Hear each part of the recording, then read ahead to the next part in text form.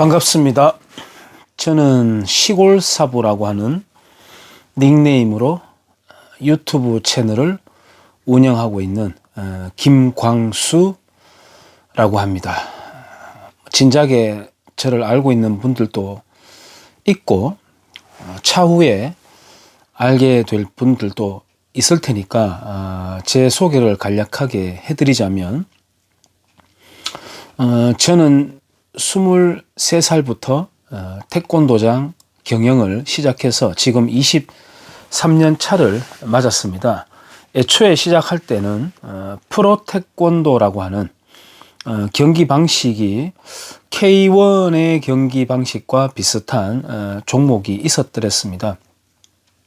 그것으로 시작해서 몇 년 뒤에 태권도 협회에 가입을 해서 계속해서 지금까지 도장을 경영해 오고 있습니다.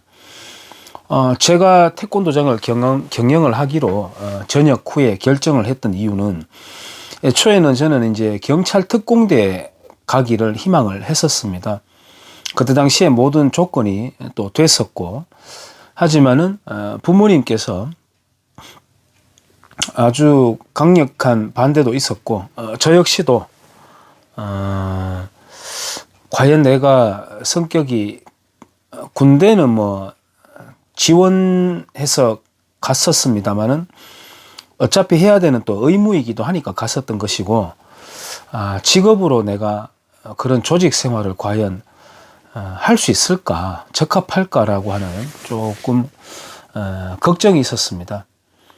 그리고 태권도장이라고 하는 것에 대해서 상당히 매력이 있었기 때문에 이 생활로 접어들어서 지금까지 줄곧 해오고 있습니다. 저의 모토는 사람들에게 건강을 주고, 여타 태권도 또는 체육 코치들이 다 그렇겠습니다만 저 역시도 마찬가지, 건강을 주고, 특히 태권도장 곁을 지나다니는 사람들이 무언가 편안함과 안심까지 느끼면 좋겠다. 그리고 내가 가르치는 수련생들이 의지력을 기르고 또 끈기를 기르고 저마다 자기 자리에서 값어치 있는 필요한 사람이 되었으면 좋겠다는 생각으로 하고 있습니다. 그래서 우리 도장 어린이 클래스는 마칠 때는 이런 구호를 외칩니다. 바른 사람이 되자, 꼭 필요한 사람이 되자, 사범님 고맙습니다. 이렇게 합니다. 그러면 가르치는 사범도 이렇게 인사를 하면서 마치게 되죠.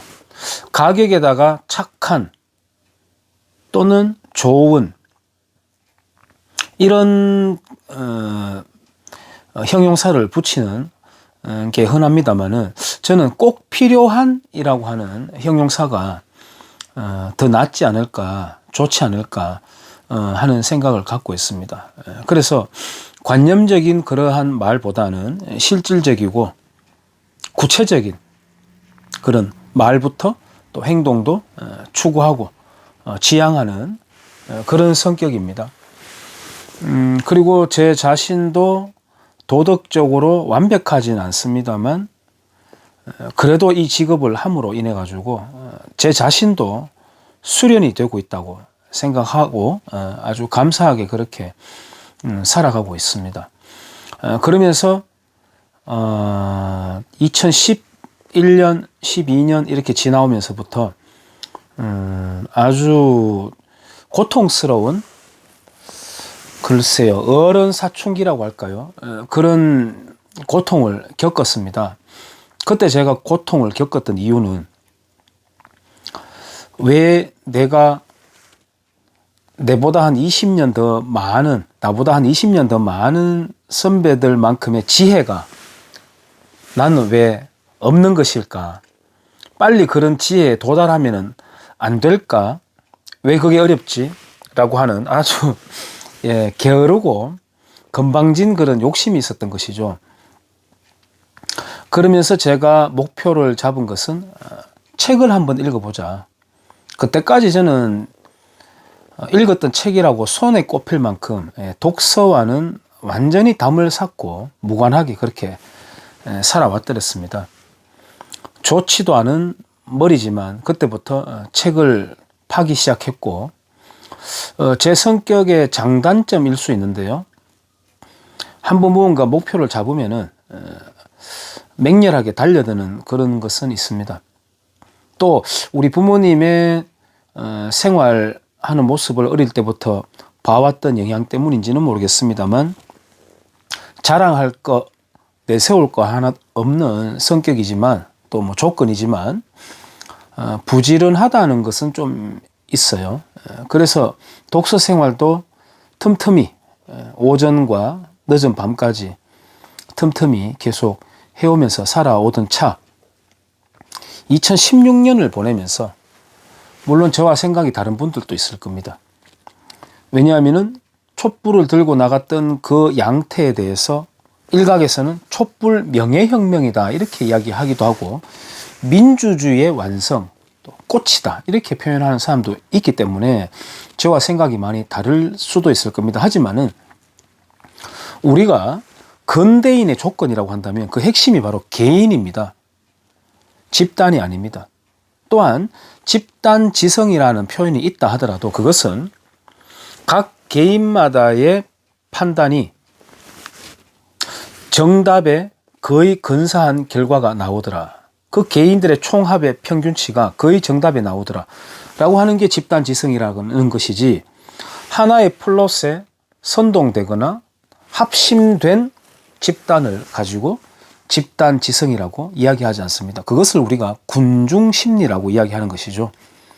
군중심리에는 과학과 이성이 없습니다. 더 무서운 것은 반성이 없습니다. 오류에 대한 반성과 책임이 없습니다. 다시 말해서 결과적으로 야만적 폭력 그 자체를 우리가 군중이라고 표현할 수가 있습니다. 저는 단연컨대 2016년에 그 촛불의 열기는 바로 그런 군중의 열기였다고 보고 있습니다. 그도 그럴 것이, 당시 탄핵 소추안 읽어본 국민 얼마나 있을까요? 그리고 탄핵 소추안의 근거로 삼은 맨 마지막 페이지에 21개 항 중에서 15개가 언론에서 이런 보도를 했다, 언론에서 보도하기를, 이런 것을 갖다 붙여놨던 것입니다. 놀라운 것이죠. 개인에 대한 사법적 단죄도 근거 삼을 수 없는 것입니다. 한 나라의 대통령이 그렇게 해서 끌어내려진 것이죠. 그러면은 생활인인 나는 무엇 때문에 그 사건을 겪으면서 충격을 받았던 것일까? 내가 박근혜라고 하는 여성을 지지를 했던 것일까? 아닙니다. 저는 투표 자체를 안 했던 것 같습니다. 아예 관심이 없었던 것 같습니다. 그럼 제가 무엇 때문에 그렇게 충격을 받았던 것이냐? 예, 바로 대한민국의 근간인 자유민주화 시장경제라고 하는 체제가 흔들린다는 것이었습니다. 우리가 흔히들 반정부 시위 또는 반정부 투쟁이라는 말을 쓰잖아요. 그 잘못된 말입니다. 물론 반정부 성격의 시위도 있겠습니다만 반체제 시위가 있는 것입니다. 반체제 활동이 있는 것입니다. 언급하지만 자유민주화 시장경제를 골격으로 하는 대한민국에 대한 시위는 반체제 시위라고 할 수가 있는 것이죠. 그래서 반 문재인이다, 반 박근혜다, 반 이명박이다, 반 한나라당이다, 반 민주당이다, 반 국민의힘이다, 이게 문제가 아니라 대한민국 근간을 흔들고 있는 것이냐 아니냐를 저는 고민을 했던 것입니다.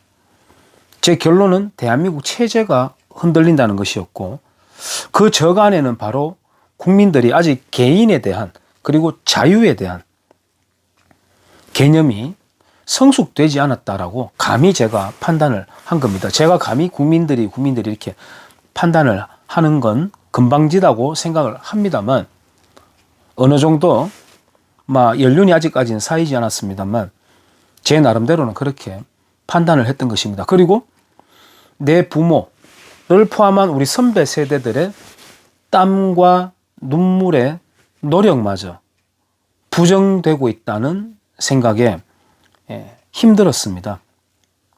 그러면 나는 이제 기성세대가 되었는데 나는 무엇을 할 것인가? 거창하게 이 나라를 위해서 이런 생각을 해본 적은 없습니다. 다만 내 주변 사람들과 나와 함께 인연을 맺어가는 사람들과 어떤 건강한 도시, 골목 만들어 갈 것인가, 그런 고민을 많이 했더랬습니다. 뜨거운 감정이 벅차오를 때는 늦은 밤에 혼자 눈물을 흘릴 때도 있었어요. 고독했죠. 고독했었습니다. 그리고 지금은 지방자치 민주주의 꽃이라고 합니다만은 저는 무진장 부패했다고 보고 있습니다. 또한 교육계도 마찬가지고요. 교육계 종사자들 자체 윤리관을 딱 탓하는 게 아닙니다. 그 구조 자체가 폐단인 것이고 예산이 집행되는 과정에서도 너무너무 부패해 있는 상황입니다. 스포츠 문화계도 마찬가지고요. 그래서 제가 지금 이렇게 어쭙지 않게 변변치는 않지만 유튜브 채널을 운영하고 있는데 저의 생각이 어떤 명확한 근거를 통한 저의 주장과 생각을 말하는 겁니다. 추측성, 선동성, 편협함, 그런 것은 제가 언론인은 아닙니다만 철저히 배제하려고 굉장한 고민을 하면서 말을 남기고 있습니다. 그런데 가장 최근에는 이곳 초등학교에 놀이형 시설이라고 해서 조그마한 시설물들이 생겼고요. 아주 뭐라고 할까요? 빈약하다고 할까요? 간단한 시설물입니다. 제가 앞서서 이런 영상을 남기기도 했었습니다만 그 시설 공사 비용이 1억 7,200만 원입니다. 저는 처음에 1,700 이렇게 나가는 줄 알았어요. 깜짝 놀랐습니다.